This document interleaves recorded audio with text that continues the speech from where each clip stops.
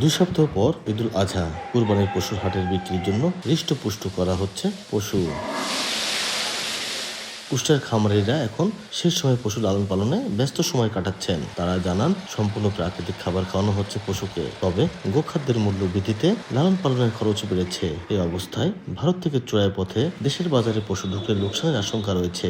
এই জন্য এই বিষয়ে কঠোর পদক্ষেপ নেওয়ার দাবি খামারিদের। খড়, বিশালি, ভুসি, গমের ভুসি, ছোলা, খেসারি, এইগুলো আমরা সম্পূর্ণ প্রাকৃতিক খাদ্য ব্যবহার করি। খাবারের দাম বেশি, আমাকে লাভের করা কঠিন। বাইরে থেকে গরু আনে তাহলে তো আমরা লস প্রজেক্টে চলে যাব। বাইরের গরু যদি আমাদের দেশীয় বাজারে না ঢুকে তাহলে আমরা খামারিরা যারা আছে তারা ইনশাল্লাহ ভালো প্রফিট বা লাভের মুখ দেখবে বলে আশা করছি। সঠিকভাবে আমরা সঠিক দামে যেন বিক্রয় করতে পারি। পশু সুস্থ সবল রাখতে ভেটেরিনারি চিকিৎসা সহ সংশ্লিষ্টরা খামারিদের সহায়তা করছে জানায় প্রাণী সম্পদ বিভাগ।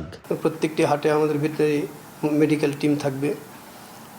এই টিম যারা গরু কিনবে তাদেরকে গরু কেনাতে সহযোগিতা করবে, সুস্থ গরু চেনার জন্য তাদেরকে সহযোগিতা করবে। আর কোনো গরু যদি হাটে বা আনা নেওয়ার মাঝখানে অসুস্থ হয়ে পড়ে তাহলে আমাদের ভেটেরিনারি মেডিকেল টিম তাদেরকে সর্বাত্মক সহযোগিতা প্রদান করবে। প্রাণী সম্পদ বিভাগের তথ্য মতে কোরবানির পশুর হাটের জন্য কুষ্টিয়ায় 2 লাখের বেশি পশু প্রস্তুত করা হয়েছে।